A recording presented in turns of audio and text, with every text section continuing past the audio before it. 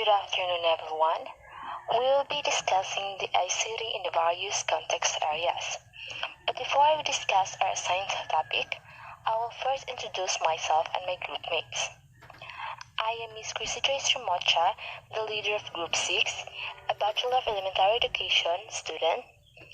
Next, we have Ms. Annabel Cabulao, a Bachelor of Elementary Education student. Jomi Lepres, a Bachelor of Secondary Education, major in English student. And we have Tisel May Imboy, a Bachelor of Elementary Education student. Martes Natcher, a Bachelor of Secondary Education, major in English. Maria Christine Oclaret, a Bachelor of Secondary Education, major in Social Studies. And last is Miss Marivec Abario, a Bachelor of Secondary Education, major in English student. We will be discussing the 21st century literacy skills, media, information, and ICT literacy. Second, we have instructional design models, Gagne's 9 events, Bloom's revised taxonomy, ADDIE, Merrill's principle of instruction. And last, we have technology-enhanced teaching lesson exemplars. 21st century skills is generally used to refer to certain core competences such as collaboration, digital literacy, critical thinking, and problem solving that advocates believe schools need to teach to help students thrive in today's world. Ang 21st century is kasagarang gamiton mag-refer to some basic skills sama sa collaboration, digital literacy, critical thinking, or problem solving that advocates believe schools need to teach to help students. So we have literacy. So literacy is the ability to identify, understand, interpret, create, communicate, compute, and use printed and written materials associated with varying contexts. So literacy is being able to read and write or to have or having knowledge about a specific subject. When you can read, that is an example of literacy. When you are familiar with math, so that is an example of literacy in mathematics. Media and information literacy skills will be discussed by Ms. Annabel Cabulao. So, good day everyone. I am Annabel Cabulao and I will discuss about media and information literacy. So, everywhere you go, you see different kinds of media. From the moment you wake up, you see different images and messages being relayed to you. From the films you watch to the books you read, media and information literacy plays a huge role in how to communicate nowadays. So, the biggest source of information is media. So better, we must know how to use information literacy for our everyday life. So, let us first define what is media literacy. So, let's define first what is media. It is a collective communication outlet or tools used to store and deliver information or data. Communication channels through which news, entertainment, education, data, or promotional messages are disseminated. So, let's define next what is media literacy. It is the ability to read, analyze, evaluate, and produce communications in a variety of media forms.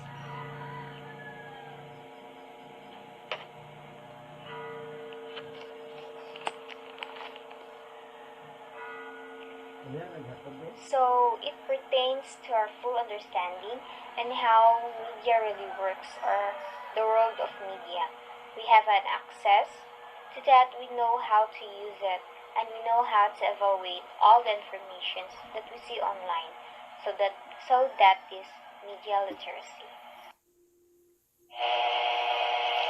So media evolved dramatically. So there are 3 basic concepts of media literacy. To help us to process media messages we're usually flooded with on daily basis. Those concepts are personal locus, knowledge structures, and skills. So let's define first what is personal locus. Personal locus refers to the place in a person's mind where decisions get made about information processing tasks. So in other words, It is derived that determine what media messages gets filtered and what gets ignored. The more we are aware of our own goals, the more we can direct the information-seeking process.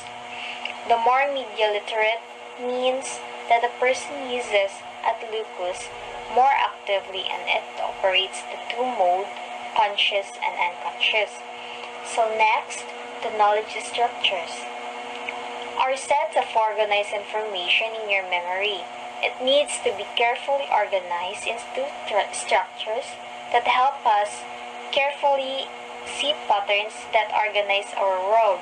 So, in other words, it is focused on knowledge than fact. It shows you to transform facts into knowledge.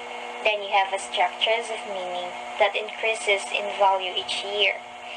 So, lastly, it is the skills.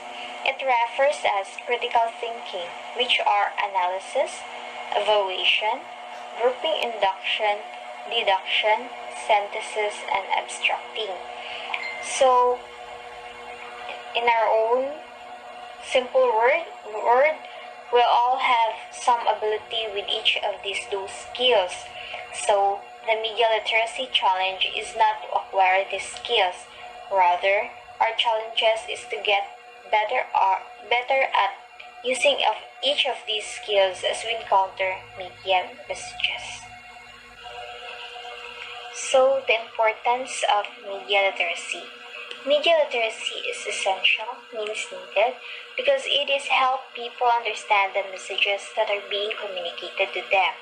With so many sources of information today, media literacy can help people identify reliable sources and filter through the noise to get at the truth. So amidst this pandemic, we've been get misinformations and it's rapidly gaining traction on social media. So it is imperative for readers to practice media literacy, verify sources, read beyond headline, and cross-check information. So there are 5 fundamental key concepts of media literacy. First, media are constructions. Next, media have commercial implications. Third, audience negotiate meaning. Fifth, media is social and political. Fifth, media has its own unique aesthetic form. So first, media are constructions. It is created by individuals to convey messages. It contains their personal biases, opinions, and assumptions. And what we view is not real, even in the documentaries. Next, media have commercial implications. It is a business and it must make money. Businesses and corporations influence content and distribution, in the name of making money. Next, audience negotiate meaning. Different audiences can take away different meanings from the same media. Factors such as age, gender, race, ethnicity, social status change interpretation. Next, media is social and political, conveys values, power and authority, can be non-inclusive and affect social norms regarding acceptance, and can create political change. Then, lastly, media has its own unique aesthetic forms. Its different techniques are used to get your attention. So there are 7 skills of media literacy. First is the analysis, breaking down a message into meaningful elements. Next, evaluation, judging the value of an element. The judgment is made by comparing a message element to some standard. Third, grouping, determine which element's area is like in some way, determining how a people of elements are different from each other or elements, group of elements. Induction, inferring a pattern across a small set of elements. Then, generalizing the pattern factor all the elements in the set. Next, deduction, using general principles to explain particulars. Sixth, synthesis, assembling elements into a new structures. Next, abstracting, creating a belief, clear and accurate description capturing the essence of message in a smaller number of words than the message itself. So next, let's tackle about information literacy. So first, let's define what is information. Used to describe knowledge or specific events or situations that has been gathered or received by communication, intelligence, or news reports. Next, for now, let's talk about information literacy. Let's define that. So, it is the ability to recognize when information is needed and to locate, evaluate, effectively use, and communicate informations in its various formats. So, when we talk about information literacy, when you know how to recognize an information, need formulate questions, locate relevant sources, and ultimately evaluate and communicate the information effectively, then you know what is the meaning of information literacy. So, information literacy defined 5 components. These are the identify, find, evaluate, apply, and acknowledge. So there are 5 components of information literacy. First is identify. The information literate student can identify the nature and extent of information needed. So, in other words, identifying the nature and extent of information you need. Example is identifying the events of transactions to be recorded in journal. Next is find. Can find needed information and its sources critically. So, means you can find the needed information effectively. For example, locating a book in a library by using its call number and choosing the best keywords and phrases by searching online or by library databases. Third, evaluate. Can evaluate information and its sources critically. So, is the ability to evaluate the information you find and its source critically. This includes posting the journal entries to the ledger and preparing the trial balance worksheet and adjusting entries to make sure that the events of transactions are balanced. Fourth is apply. Can apply information effectively to accomplish a specific purpose. So, applying the information effectively to accomplish a specific purpose. For example, applying your knowledge for accounting in your own chosen field of work. Next, acknowledge.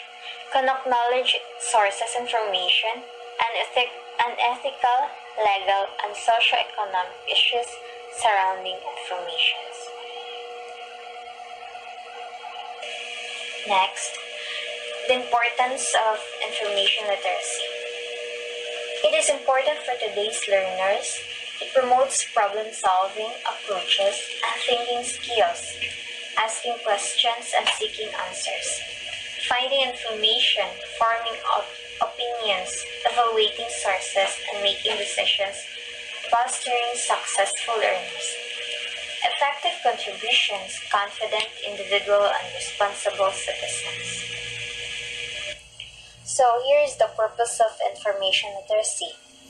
Information literacy means knowing how to learn, having the ability to locate, critically evaluate, and use information effectively. So, developing effective research skills using the information has always been an essential. The four information literate skills: the information technology and fluency, ways of thinking, problem solving, and lastly the communication part of liberal arts education.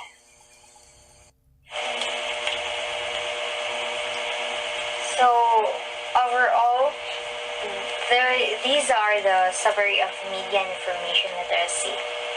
Media and information literacy consists of knowledge, the attitudes, and some of the skills needed to know when and what information is needed, where and how to obtain that information, how to evaluate it critically and organize it once it is found, and how to use it in an ethical way.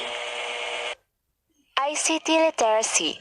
So ICT literacy is using digital technology, communication tools, or network to access, manage, integrate, evaluate, and create information in order to function in knowledge society. I have here some example of digital technology. First, we have website, buy and selling online, television, and smartphones. The internet itself is the function of multiple pieces of digital technology, and websites are one of the most common ways that people access it. So websites give us all sort of information and have become increasingly interactive. Example of website is wikipedia.org, google.com, or the amazon.com. So, buy and selling online. Mauni siya ka ng mamaliya ka through online or mapalit ka through online. But best example ani is Shopee, Lazada, and Shein. So, television. The digital technology has transformed television in numerous ways. From starters, both the picture and the audio quality have undergone dramatic improvements. Karon nga na may mga modern television, it can also be used to stream and shows. Next is we have smartphones. So the smartphones, the introduction of the mobile phones revolutionized.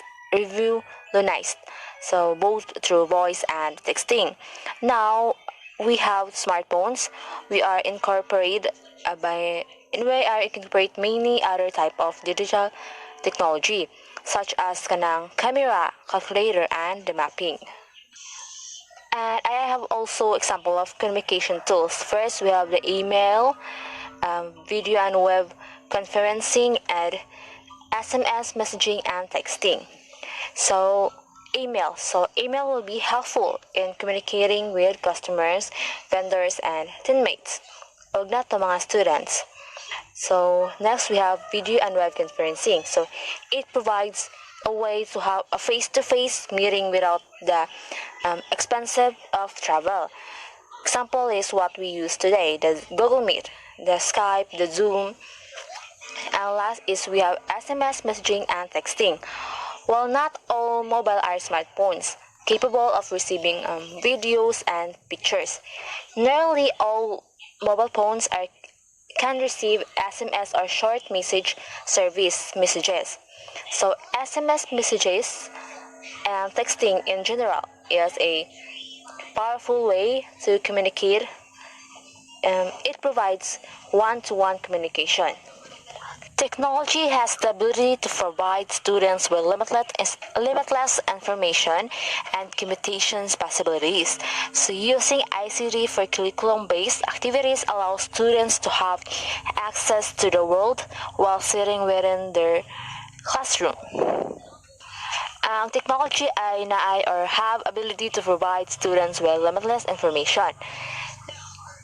So we have here four C's of education. We have communication, critical thinking, creativity, collaboration, and are enhanced through the use of ICTs, better preparing students for their futures in global marketing. So the four C's are the skills help students learn, and so they are vital to success and beyond. ICT in 21st century. So, information and communication technology is the vision for every entity in order to provide the students a significant in 21st century skills such as personal and social responsibility, critical thinking, and digital competence, as well as communication and collaborations ability. So, in social responsibility, it obligates an organization's management towards the welfare and the interests of the society in which it operates. And critical thinking, it is finding solution to the problem. Um, it has the ability to think clearly and rationally and analyzing the problem in the deep way. You think deeply. So third one, the digital competence. In generations, we are already more on digital devices. So in this, we are confident and fit, and we are critical in use of electronic devices for media, forward nature, and communication. So ICT revolved also. It was an evolution from traditional to the digital. The first is pre-mechanical, mechanical, electromechanical, and electronic period. In pre-mechanical, that was happening in 3000 BCA or before Christ era to 1450 before Christ era. In this, they only using words and pictograms. They're more on visual aids, generally more on writing or old paper. The next one is mechanical that happens on 1450 up to 1840. So it was driven with mechanical devices such as steam and gears, and also machineries. So third is the electromechanical period from 1840 up to 1940, at almost 10 years plus, not sure. They are a power using electricity in a telegram. And lastly, the electronic period from 1940 up after present years. So in this, they have the four main events: the late vacuum tube period, the transistors period, the integrated circuits period, and the computer processors period. In ICT, there are many things that evolve also. For example, phones, cars, trains, and also resources, materials that you research. So next, what are the application of ICT in the teaching and learning? The first one is mode of education that uses ICT to support, enhance, and optimistic the delivery of the information. In this day, the different information change because with the use of ICT, it can deliver quickly, unlike the previous technology that it has a slow process. But now we have the fast process in the different information already. Next is can help to improve students' learning and teaching method. Do you observe the traditional teaching to a new teacher or the present teacher, and the traditional student to the present students? Observe them in traditional teacher. So they all have the cabinet full of files, and students when they study the use of books. But now teachers when they store their files, it's already in their laptop. And the students also, when they study, they only face their phones as resource materials in their soft copy modules. And the last time, we are only saving our files in a cabinet, but now we can save and see already in our files in our mobile devices. The other one is it can boast international collaboration and communication in education and professional development. We can observe or communicate about past years, they only communicate face to face, but now we can communicate already via online. Example is what I have said lately, the Skype, the Google, the Meet, and the Google Meet and the Zoom. And it also provides more flexible and effective ways of non-professional development for today's teachers. Because in this they can work already quickly, and those students will get vast benefits for their empowerment and development. So classroom design has changed from teacher-led instruction and to the use of paper and pencils into a paperless, the technology-infused student-centered learning environment. So before, we use pencils and paper. But now, mag-encode na lang ta, niya, ipass na to. Pero namagyapon tayo ka ng, magbuhat magyapon ta sa kana magsuwat ta through paper. Pero kasagaran na ron is i-encode, ipass na lang sa Google Meet, sa Google Classroom or email. So, principle of ICT. First, it achieved an education development goal, enhance students' knowledge and skills. Second one, it helps you to get there more quickly, because with devices you can access the information quickly, unlike before. You're going to browse a long time, but now once you click, the resources are there already. There are many sources that will pop up already. And also you can communicate to other people in a far away. The next one is if ICT is sustainability, it is supported the container or collaboration process, and also ICT in an interactive.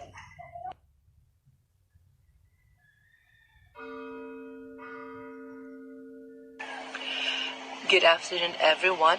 My name is Jomi Libres, and my topic is all about the instructional design. This is a question that many people are asked, and in this presentation, we will answer that question.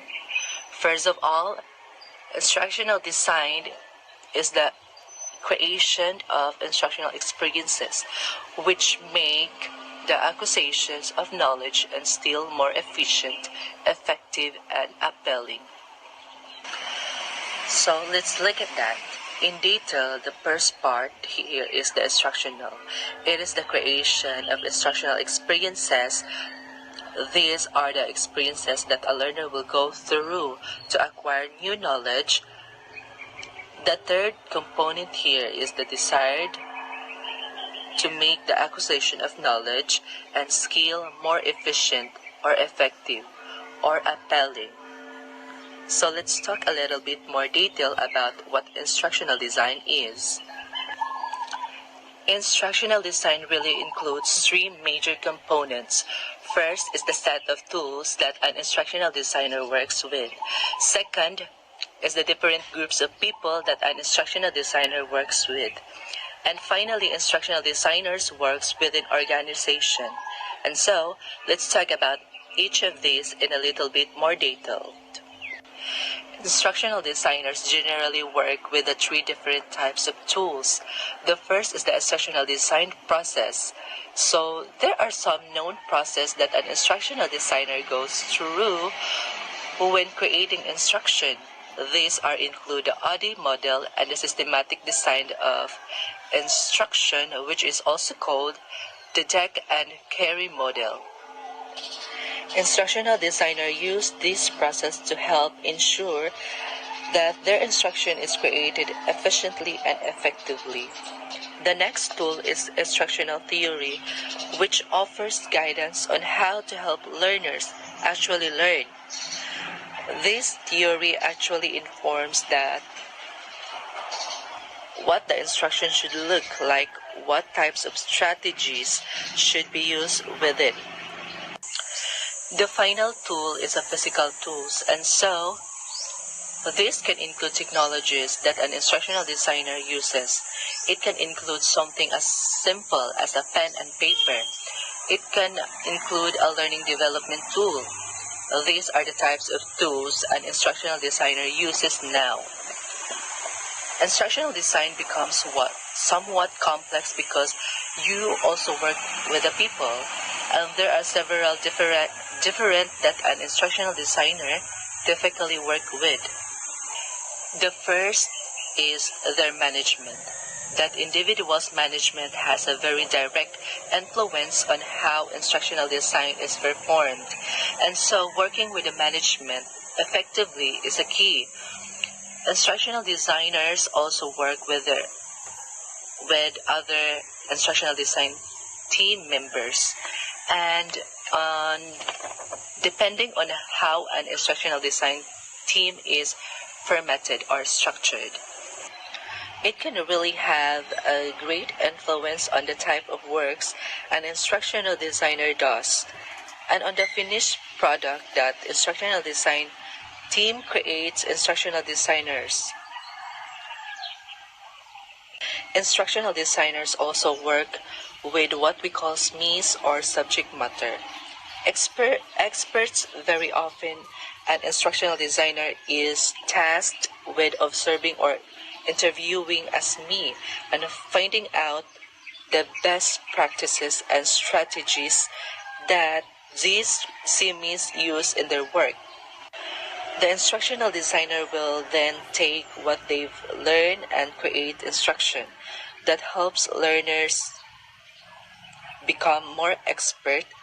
The final group that instructional designer work with is the learners, and so an instructional designer really needs to know who their target audience is, what they already know,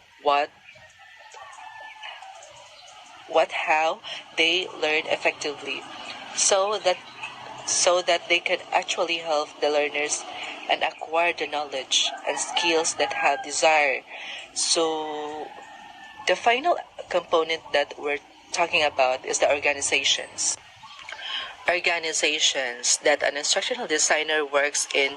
Instruction design takes place in many different organizations, including the government, corporations, the military, higher education, and even K-12 educational settings. And depending on where an instructional design is taking place, there are many different ways that it's actually implemented.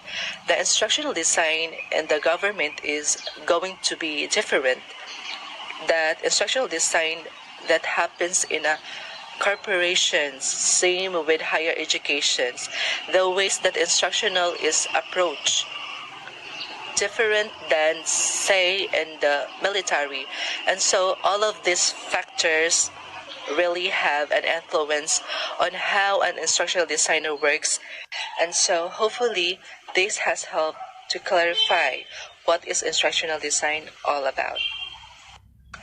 Okay, let's move on to the second piece of my topic. It is the 9 events of instruction, which Gagny defined as any set of events external to the learners, which are designed to support the internal processes of learning.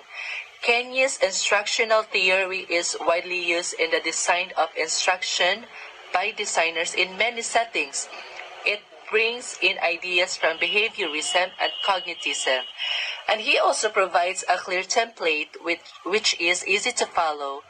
When designing instructional events, Kenya focus for instructional design emphasize or it is the learning that can be systematically connected to the design of instructions, and he emphasized the design principles and procedures that need to take place for effective teaching and learning. According to Gagny's, learning occurs in a series of learning events. Each event must be accomplished before the next in order for learning to take place. Okay, the first step is to gain attention. To give the learners a stimulus to begin instruction, this can be done by starting with a story or to provide them what's in for me. Why this learning is going to be relevant to your audience. Step 2. Inform the learners of the objectives, telling the learners that they will be able to do as a result of the instruction. This can be a more formalized objective, or it can be something very simple that the audience will understand. Step 3. Stimulate recall or prior knowledge. It's easier for the learners to learn new skills when they are able to connect them to what they already know. This can be done as a verbal review or having the learners create a mind map of previous knowledge. Step 4. Present the material. Present the content in the different ways or in a different ways with different modes. Use lectures and hands-on activities, case studies, and so forth. Use Chunky to present the content small, manageable bites, and don't forget to build upon the previous knowledge that the learners already have. Step number 5, guidance to the learner. Students should be provided with guidance in order to cut down on frustration during learning activities. This can be form of one-on-one coaching or anything that can be useful in providing both structure and guidance to that learner. Step number 6, elicit performance. Students should given the opportunity to be able to practice and apply their skills, while this can be accomplished modally by the instructor. The most effective method is for the students to be able to practice their newly acquired behavior, skills, or knowledge on their own under the guidance from the instructor or the teachers. Step number 7, to provide or give feedback. The feedback should be specific rather than general. You're doing a good job, or tell them why they are doing a good job, or specific guidance or what to improve.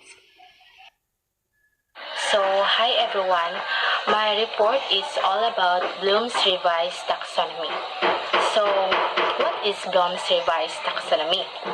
Bloom's Revised Taxonomy emphasizes on 2 learning domains that make up educational objectives: students' learning outcomes through the use of defined terms. So, kaning Bloom's Revised Taxonomy, set of model na siya nga gamiton pag-classify sa educational learning objectives. So, Bloom's Revised Taxonomy, nagamit siya og duha ka educational objectives, which is knowledge and affective. Knowledge means cognitive and affective means attitude. Uban pa ana, mag-examine po ning Bloom's Revised Taxonomy sa atong skills and learning behaviors. So, Bloom's Revised Taxonomy, naa siya unom ka 6 levels of Revised Taxonomy, which is create, evaluate, analyze, apply, understand, and remember. So, let's tackle first create. So, what is create? Create means put elements together to form a new coherent or functional whole. Reorganize elements into a new pattern or structure. So, kaning create, buot pasabot mag-produce og bag-o or original work. So, kung moingon ta og create, ang appropriate verbs para ani nga level is pareha nang moingon ta og design, mag-assemble, mag-construct, then develop, and of course, mag-formulate. So, the example of create is para anang magsuwat ka og thesis, mag-invento ka og product, mag-compose ka og music, and write a play. So, mao na siya create. And second is evaluate. Evaluate means make judgment based on criteria and standard. So, kaning evaluate, mag-justify sa tua or imuhang desisyon. The appropriate verb for this level is, like we said, argue, mag-defend, mag-judge, mag-select, or support and even critic. Mo ni appropriate verbs sa evaluate. So, ang example aning evaluate level guys, pareha anang mag-determine ka og conclusion form, mag-observe ka og data, mag-determine ka quality product base sa disciplinary criteria. So, mo na siya evaluate. So, we have third, analyze. Analyze means break material into its constituent part and determine how the parts relate to one another. So, kaning analyze pasabot, draw connections among ideas. So, ang appropriate verb para aning analyze, para anang mag-compare, mag-examine, mag-distinguish, text, questions, and relate. Then, ang example sa analyze level, pareha anang mag-analyze ka between different characters in a play. So, again, example sa analyze is analyze between different characters in a play. Muna siya analyze. So, let's go to apply. Apply means use information or a skill in a new situation. So, common kayo ang meaning, no?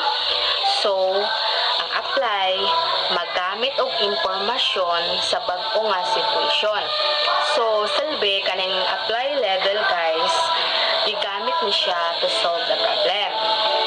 Then, ang appropriate verb, appropriate verb is para anang mag-implement, mag-execute, mag-solve, mag-interpret, and operate. So, we have understand. Understand means demonstrate comprehension through one or more forms of explanation. So, kaning understand, set of levels na siya mag-explain of ideas or concepts.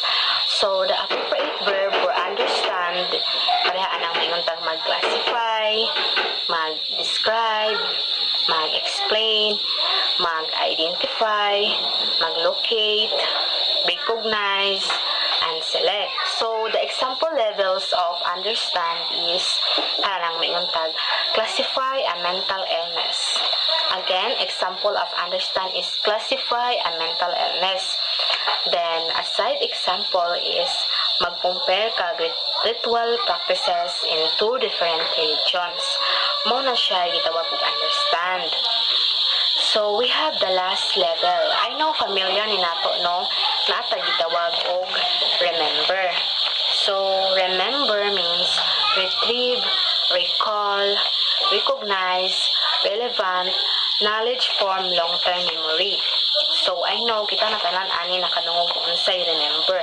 So, ang pasabot sa remember means mag-recall. Mag-recall ka sa tinuod og basic concepts.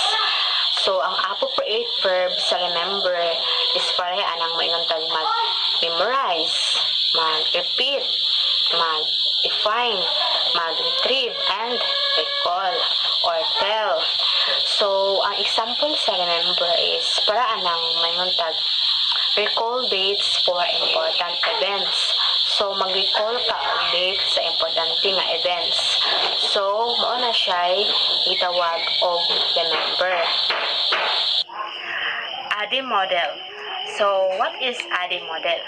ADDIE model is the generic process traditionally used by instructional designers and training developers. Flexible guideline for building effective training and performance support tools.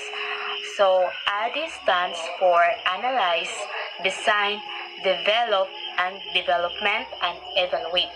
So, instructional design framework ni siya magigamit sa mga instructional designers o training developers. Kaning ADDIE model, naano siya instructional design nga naay 5-step process para makadevelop og effective learning and training activities. So the 5 phases of ADI are analyze, design, develop, implement, and evaluate. So let's talk first about analyze or analysis. It means originally conceived to analyze the job tasks associated with the training. So, in this stage, makonsidered nato ni siya o goal setting stage. So, ang focus sa designer ani nga phase o ang main target is ang audience. In this phase also, ang instructor mag-distinguish siya kung unsay nahibaw-an sa estudyante o unsay angay pang mahibaw-an sa estudyante after completing the course. It determines also our knowledge, skills, and abilities. So, muna yung giingon og analyze or analysis. Second is we have design. Means, the learning content, resources, and experience are complex topics. So, ang buot pasabot sa design, mag-learning, na siya learning objectives, assessments, instruments, exercises, content, subject matter analysis, lesson planning, and media selection. Aside ana, kaning design phase dapat systematic and specific. So, when we talk systematic, it means logical, orderly method of identifying. Then, specific means plan need to be executed with the attention to details. So, muna siya giingon og design. Next is development. Means starts the production and testing of the methodology being used in the project. So, kaning development stage, ani mag-create o mag-assemble of content assets that were created para ma-support sa materials. Ani pud nga phase, magsugod ang production and testing of the methodology nga gigamit sa project. Aside pa ana, development stage is all about putting into action. Kaning nga stage, mag-insist na siya o tulo ka task. Ang drafting, production, o evaluation. Muna siya develop or development. So, let's proceed to implementation. Implementation means consists of the execution and delivery of the design content. So, implementation phase, mag-produce og learning facilitators og learning is ma-develop. Ang facilitators training mao'y mag-cover sa course curriculum, learning outcomes, method of delivery, and testing procedures. So, sa preparation sa learners, ma-include nila ang tools, which is the software and hardware. Mao na ato i-consider na ang implementation is the best practice. Nga ma-consider man ang implementation is the best practice.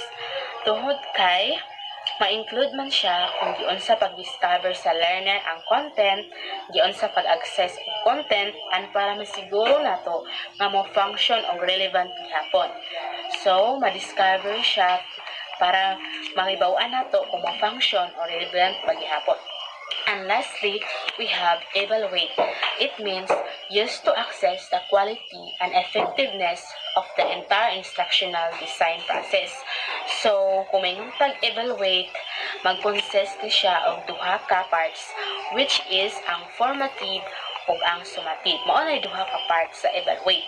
So, nahitabo ang formative phase, ang estudyante nag-conduct og study, while ang summative mahitabo o mahuman siya sa program.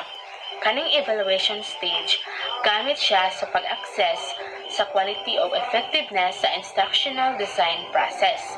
So, ang goal aning evaluation stage is to determine if the goals have been met and to establish what will be required moving forward in order to further the efficiency and success rate of the project. So, that's all for my report, and thank you. So, hello.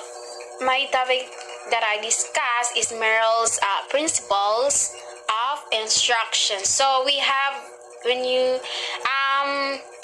we're founded by M. David Merrill. So, David Merrill is a noted educational researcher and a teacher. So, si David Merrill ay isa ka researcher and isa pud ka teacher. So grabe no. So he suggests that truly effective learning experience are rooted in problem solving. So and then online learners must actively engage. So pasabot ani online learners kita we must active in engage with the learning contents in order to fully grasp the information para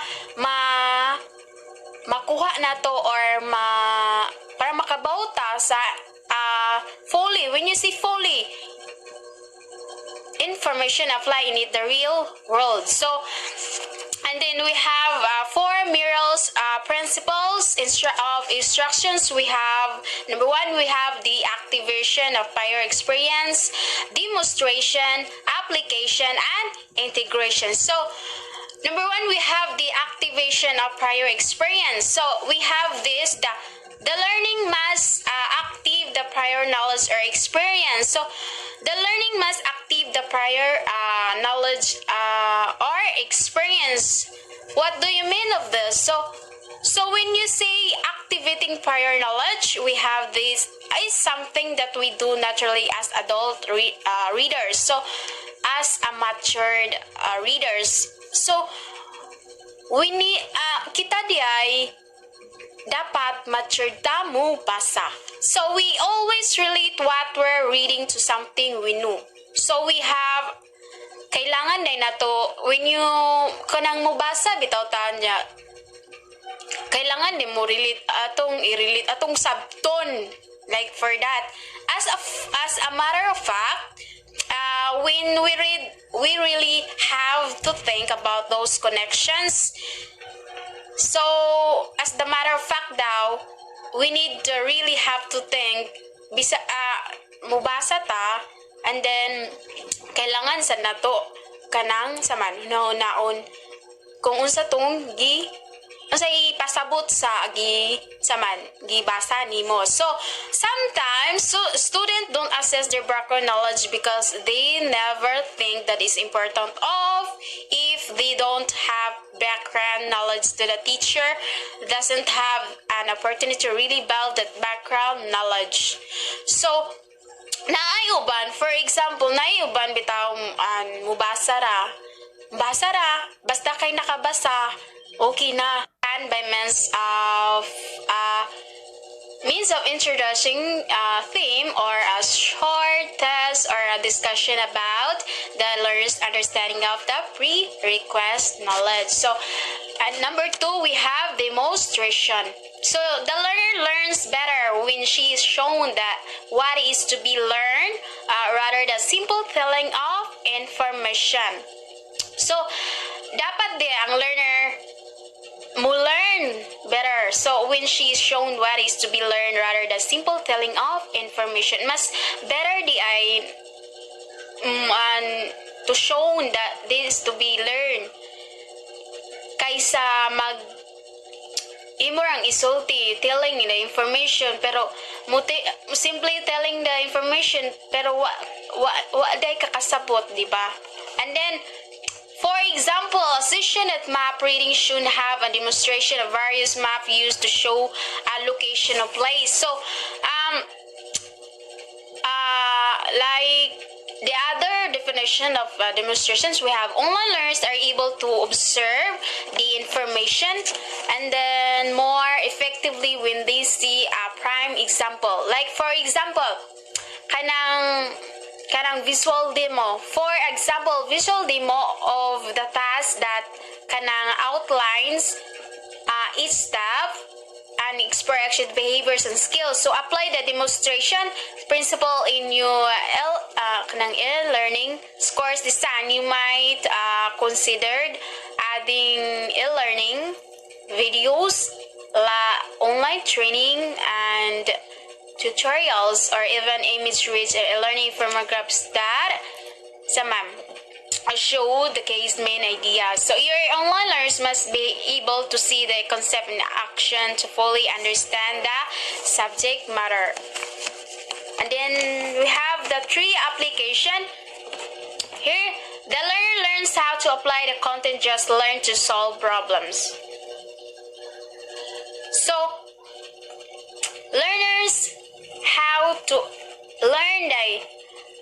So, ang kita di ay, dapat di ay ta mo learn ug unsaon pag-apply the content, just learn to solve problems. So we have this online learners have to apply the information and skills they learn to get the full benefits of learning course. So based on the Merrill's principles of instructions, this comes in the form of interactive problem solving and task performance. For example, online learners are encouraged to carry out a step of task on their own. So dapat for example dani, ang learner dapat di ay mo encourage kanang murag interesado siya na mo carry out to each step of a task on their own. Dapat dahil interesado ka mo gama sa kanang unsay gipahimo nimo to step the task and then on their own sa imong kaugalingon para makaibaw ka. And then this give them the ability to see the challenges and obstacles first hand. So then they have all of the knowledge experience they need to solve the problem in the real world. So, and then we have the sequencing of this problem should be such that the amount of help provided decreases. Then also the problem should be as varied as possible so that the instructor knows where the learner stand. So we have the integration.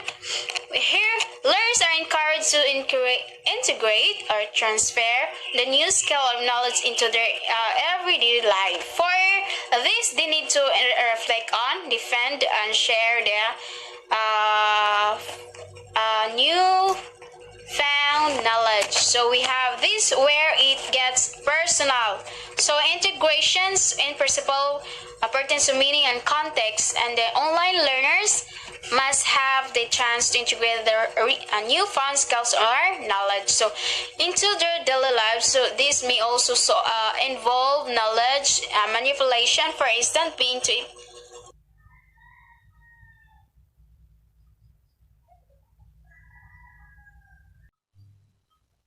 Good afternoon, everyone. I am Maria Cristina Pladet, and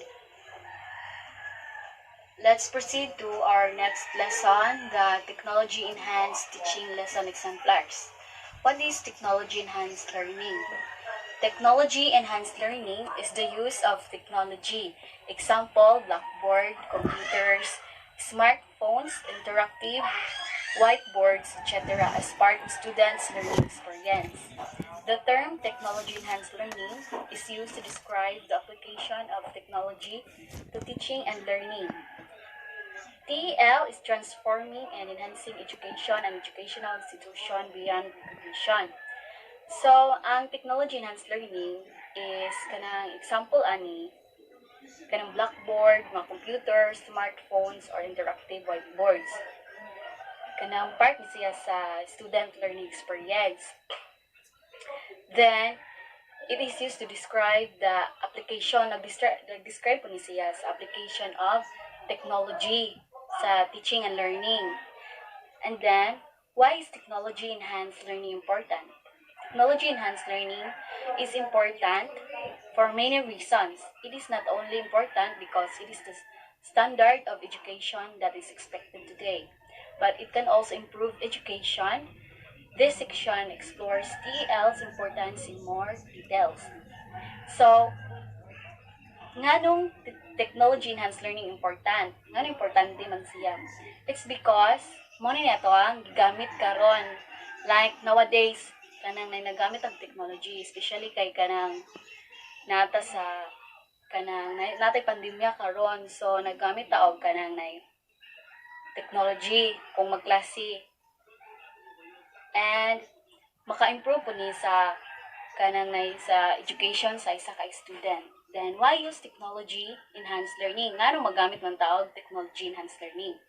Technology-enhanced learning can enhance accessibility, enable a variety of learning approaches, offer increased flexibility, support collaboration and communication, and encourages the development of skills for a digital age.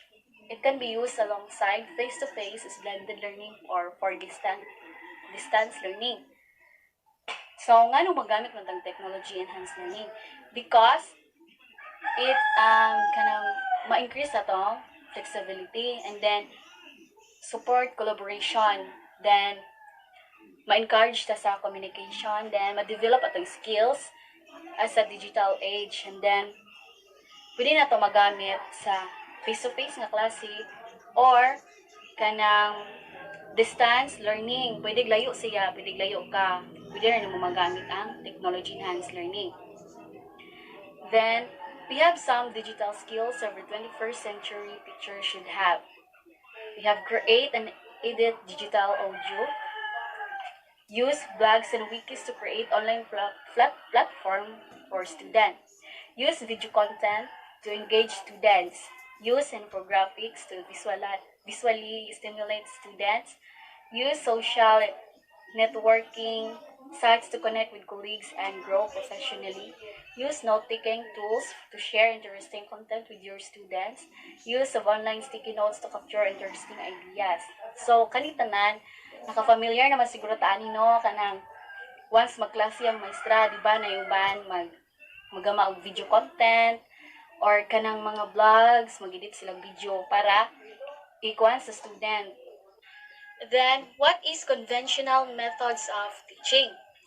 This term will be used in this study to refer to the teaching using chalk and board for teachers, pen and paper for students.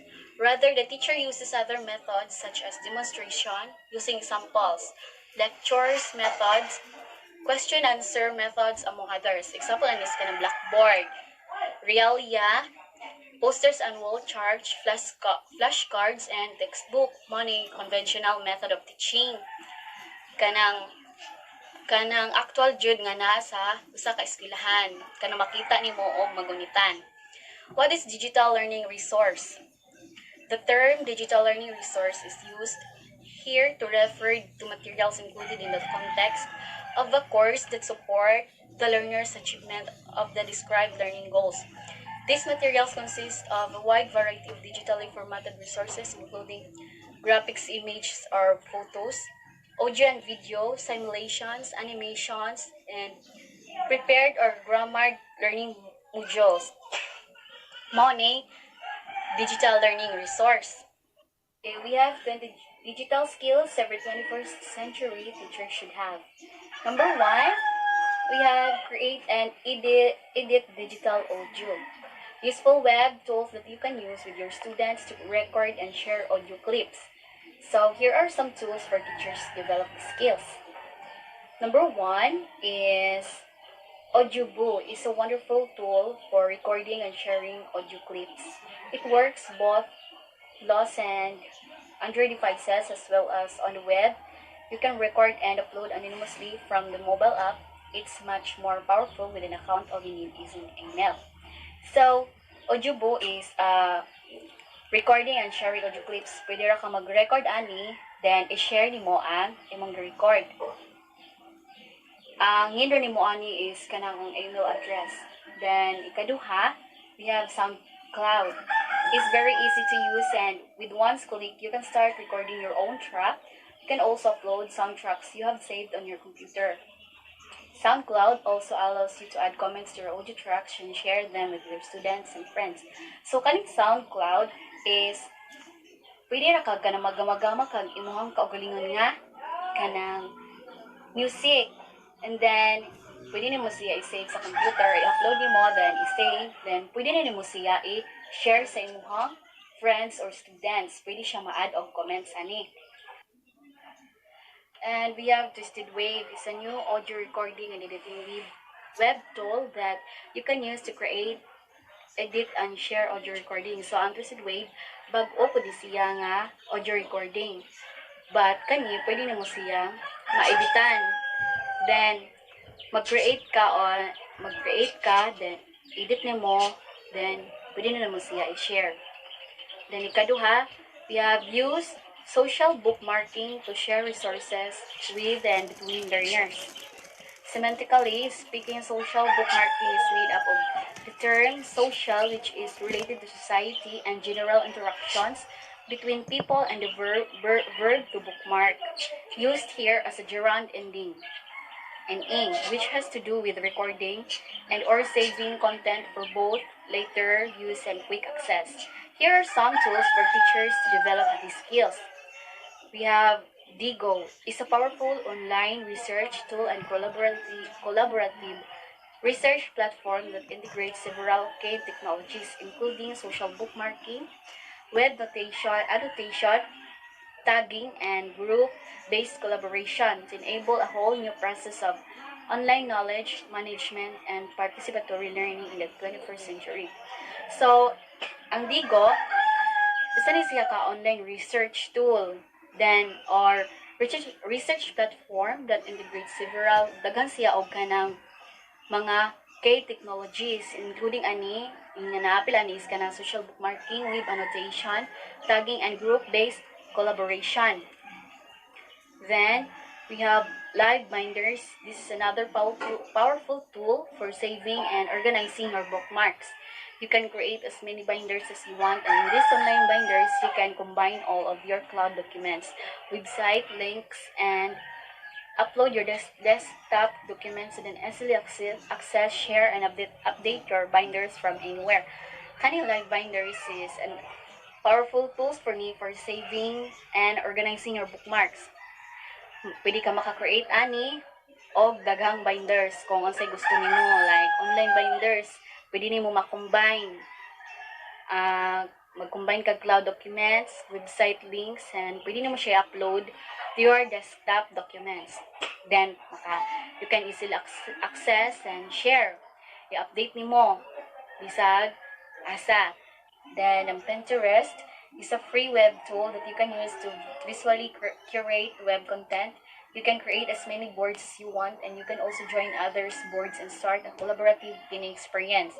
Pinterest is a handy bookmarker that you can drag to the bookmarks toolbar, and with one click you will be able to add anything you can come across. So Pinterest is free web ni siya nga tool. Then pwede ra ka maka-create as many boards as you want. Then pwede ka maka-join others. Pwede ka maka-join others board and maka-start ka og collaborative pin experience. Then pwede nimo siya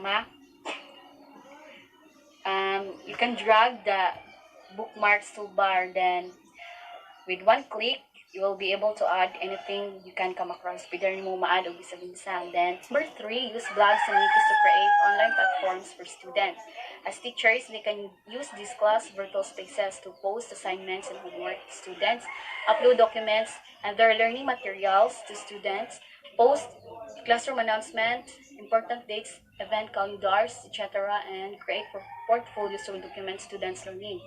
Here are some tools for teachers to develop the skills. Blogger is a free Google service which provides users with a simple and easy-to-use blogging interface. Users can choose from a wide variety of templates and just drag and drop functionally. One can set up and run the blog in few clicks. So naka-familiar na majudaning Blogger, no? And then, similar to Blogger is kanang WordPress. It's also easy to use and is free for basic version. These are several guides and video tutorials on its help page. It will help you through the process of setting up your blog. So kani makatabang ni siya sa kung mag-set up ka sa imuhang blog.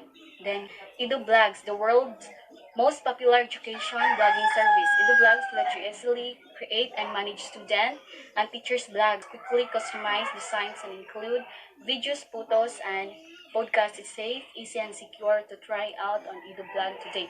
So ang EduBlogs, money ka na most popular nga blogging service. Then dali ra ka maka-create ani and manage students and teachers blog. So kani dali ra nimo ni pwede ra nimo ma-add og video, photos, and podcast. Then number 4, exploit digital images for classroom. Use tools to get pictures to use with your student, and they too do not require any software download or installation. Here are some tools for teachers to develop these skills. First is PicMonkey. is a great web tool for photo editing. It has everything you might need to edit your image for the basic to advanced features. PicMonkey is a good option for adding text to your image. So kaning PicMonkey, kuha ni siya kanang photo editing.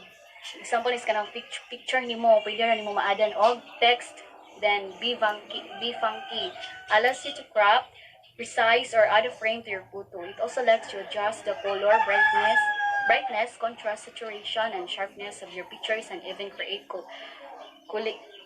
collages to share with others. So, be funky, kani pwede na may crop, i-resize, o mag-add ka frames sa imong picture, then i-adjustan imong brightness, ang contrast, saturation, of sharpness mo ni gamit sa Be Funky. Then number 5, use video content to engage students. Here are some tools for teachers to develop the skills. WeVideo is a collaborative, cloud-based online video editor that is free to use with affordable options export in HD and store additional videos. Kani WeVideo, kuan siya, cloud-based online video editor na free ra gamitan, then affordable ra siya kanang og i-export nimo sa imong cellphone. This story builder allows you to create mini movies or video stories with the feel of Google Docs. You can also personalize the videos you create using the characters, story, and even music of your choosing. And when you finish, you can share your final product with others. So, kaning story builder, pwede ka magama og kanang mga mini movie or video story. Kanang ma-personalize ang video, pwede ka mag-create anid kanang character, story, event, music. Maada naman siya music. Or you choose when you finish your share, pwede naman siya i-share. Number 6, use infographics to visually stimulate students. Here are some tools for teachers to develop these skills. Tools for creating educational posters and infographics. Here's what you can do with Powtoon. Create engaging and captivating content. Animate your flipped classroom. Inspire reluctant students to be creative. Let your students express themselves. Number 7, use social networking sites to connect with colleagues and grow professionally. Here are some tools for teachers to develop the skills. Excellent for tools for teachers' professional development. Classroom 2.0. In this networking group, you can get connected with other educators who are interested in Web 2.0, social media, and more in the classroom. So, ang Classroom 2.0 is kanang networking group di siya. Pwede kang ma-connected with other educators. Kung kusa tong interested, dani. Discovery Education, there is no way that you did not hear about this awesome website. Discovery Education provides high-quality, dynamic digital content to everyone, be it a teacher, and administrator, student, even parents. So, ang Discovery Education, kanang nag-provides ni siya og high-quality, dynamic digital content sa tanan. To everyone, be it a teacher, or sa student, or even sa parents. Twitter, Google, with Google Reader or any other great RSS tool, you can subscribe to blog and stay on top of it all. So, nakafamiliar na mata og Google, no? Then, Twitter, perfect for finding people to add your bill and participating in the chats and sharing what you've found. Twitter is one of your most powerful tools for growing and maintaining a personal network. So, nakafamiliar naman tag Twitter. So, naman tayo app sa inani. Kabaw naman tayo ansay gamit sa Twitter. Okay, number 8, create and deliver asynchronous presentation and training sessions. Here are some tools for teachers to develop this skill. Presentation creation tools for teachers. There are a slew of useful web tools that teachers and students can use to create awesome presentations and slideshows without having to install any piece of software. I am sharing with you below my favorite tools that I have been recommending to teachers and students. So, we have Google Presentation. Google Presentation is part of the productivity suite that comes with Google Drive. It allows you to integrate text, images, videos, import, export slides, customize the size of our slides, insert themes, and many more. So, Google Presentation is part of productivity. It comes with Google Drive. It allows you to integrated text, mga images, videos, import mo, then export slides. Then Haiku Deck. This is probably the best addition to the web-based presentation tools. Haiku was initially working only on mobile devices, but a couple of days ago, the web version was launched. However, to use it, you need to request an invitation. So, ang Haiku Deck is kanang addition to web presentation tools. It was initially working only on mobile devices, only on mobile. But karon na nausab na ang Haiku Deck kung mugamit ka, you need to request on invitations. The Zoho presentation. Zoho shows an online presentation tools that helps you create and deliver presentations. You can take your presentation wherever you go, apply new ideas instantly, review, edit, share, and deliver presentation on the go. Watch this video to learn more about Zoho presentation. Some good Zoho presentation is online presentation. Nakatabang ni og create and deliver presentation. Pwede ka makapresent dani bisag asa ka mo dong maka-apply kang mga new ideas, maka-review ka, then edit and share and deliver your presentation. Then pwede ka matanaw ka ng video about aning Zoho para makahibaw ka inside about sa Zoho nga presentation. Good afternoon, sir. Good afternoon, everyone. My name is Marivic M. Abarrio. So, this is the continuation about enhanced technology teaching and exemplars. So, let us continue number 9. Compile a digital e-portfolio for their own development. Digital portfolios are great ways for students to showcase their work and keep track of their learning. So, example na tools is PathBright. It's a wonderful platform that allows users create academic digital portfolio using different media.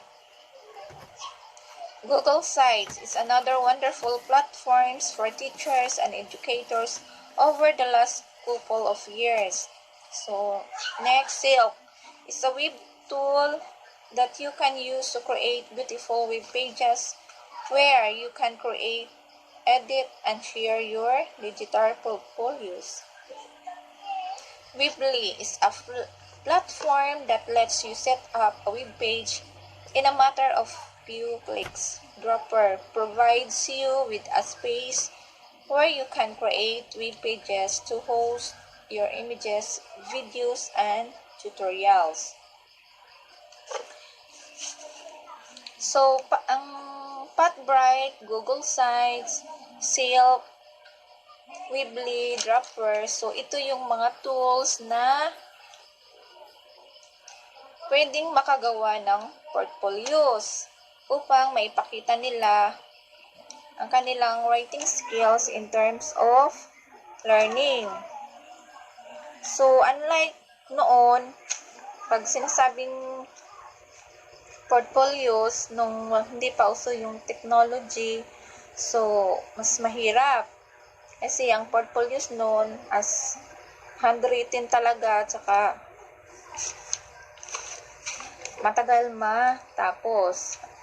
So, ngayon, dahil technology na ngayon, so, mas mapabilis na yung paggawa ng portfolio. Mabilis na makompile yung mga activity ng mga bata dahil sa digital na ngayon.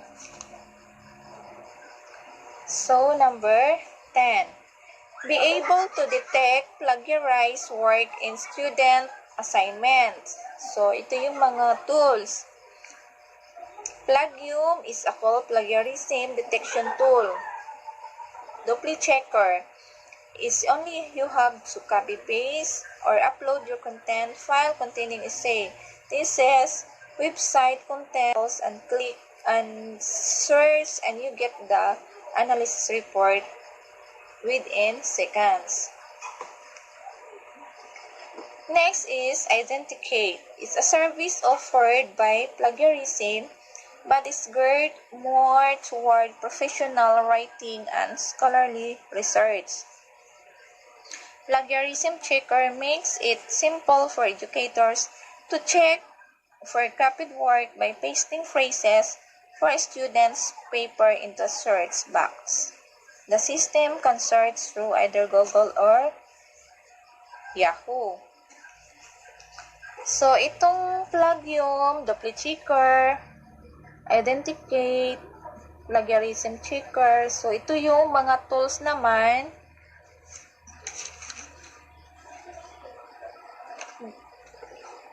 for example, sa writing.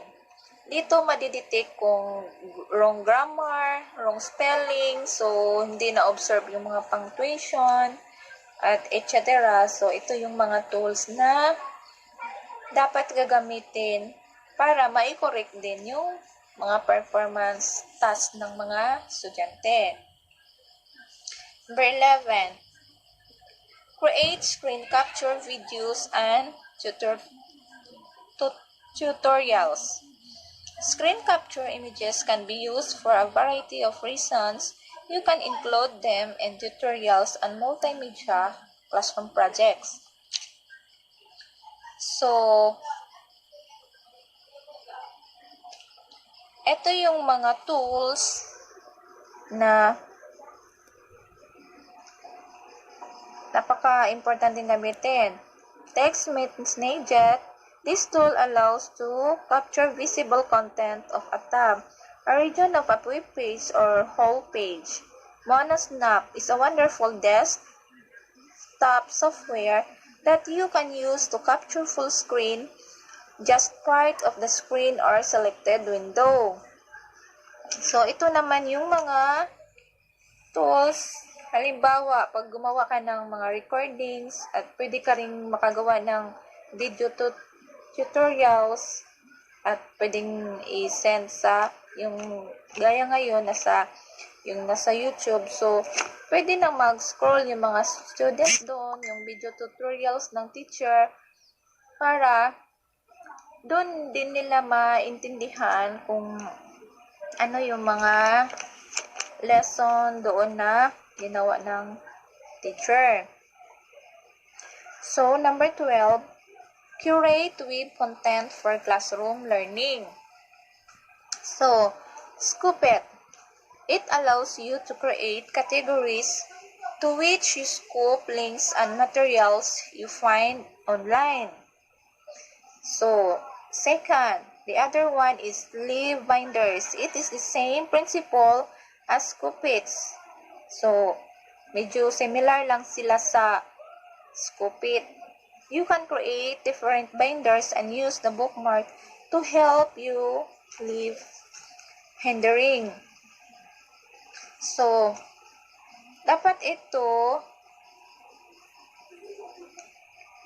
yung pagka-curate ng web may content at dapat din organize. So, ito yung mga tools na maaaring gamitin.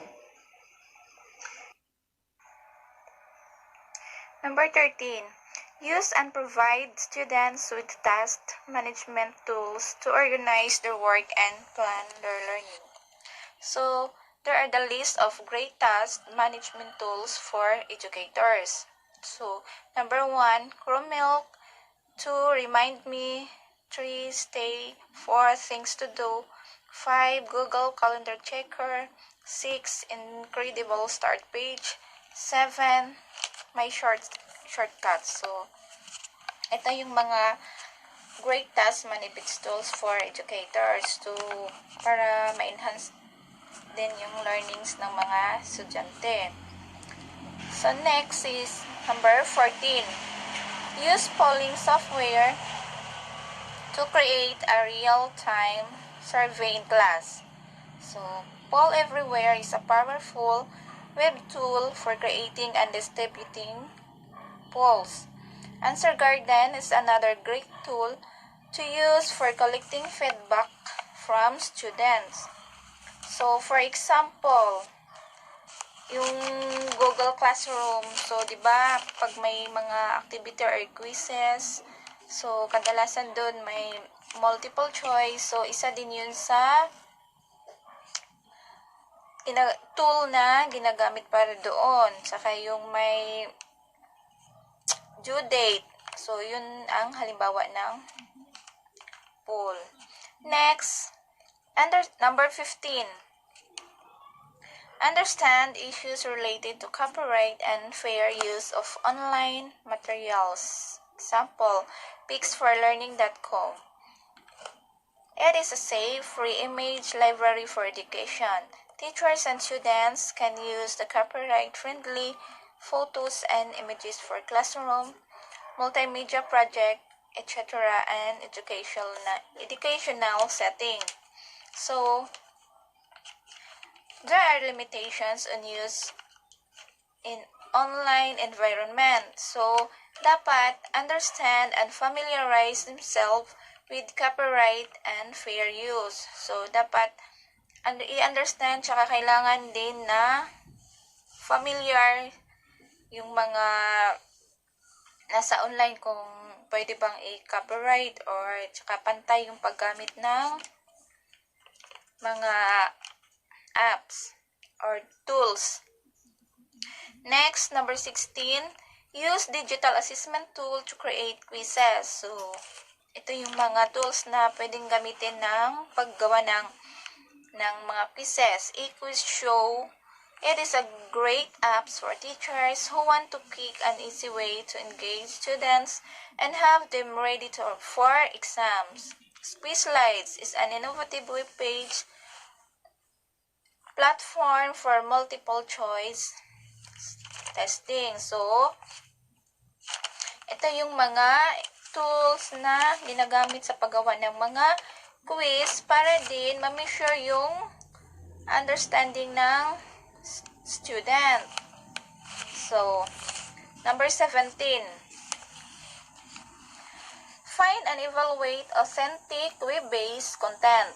So, a great rubric for evaluating web content, it can be used as a tool for self-assessment and peer feedback. So, dapat din yung mga activity ng mga estudyante, kailangan mo rin na i-evaluate para din malaman din kung tama yung mga gawa nila ng mga activity. So, this rubric covers 8 major criteria. So, may mga major criteria din siya. Number 1, content. This criteria is for evaluating the usefulness of the content of a page in terms of the information it has, the quality of the content. 2, multimedia. Is the use of multimedia elements in web content. 3, fair use guidelines. This one looks into how citations are being used in web content. 4, internal and external navigation. This criterion examines the validity of the internal and external links. 5, layout and text element. This has to do with topography of the web content, size and font of the text, the uses of headlines and subtitles, use of italics and indentation. So, for example, sa activity, so dapat din naka-observe din sa ginagamit na size, yung font text, tsaka yung importante yung indentation. So, dapat naka-indent din siya. 6, contact person. Copyright and update information. This web page includes a section where users can contact the author and read more information about the website. 7, speed web pages. It includes tags to help users to get an idea of what they are about if they do not show up properly.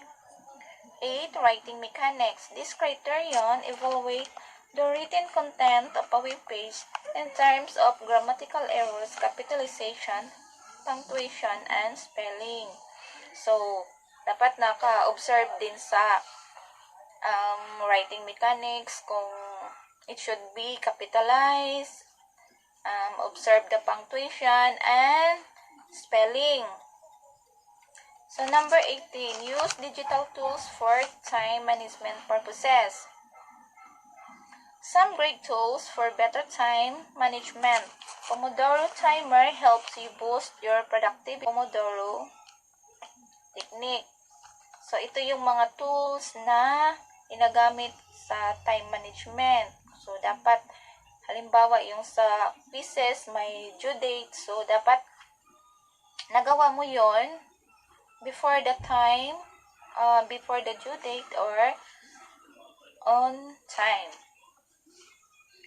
Number 19, use note-taking tools to share interesting content with your students. So, ito yung mga good apps for note-taking. Evernote is an easy-to-use free apps that helps you remember everything across all of the device you use.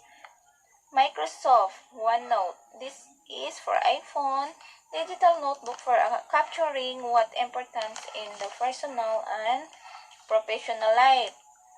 So, it means it helps students focus attention. So, kailangan dito para ang student is makafocus sa attention niya.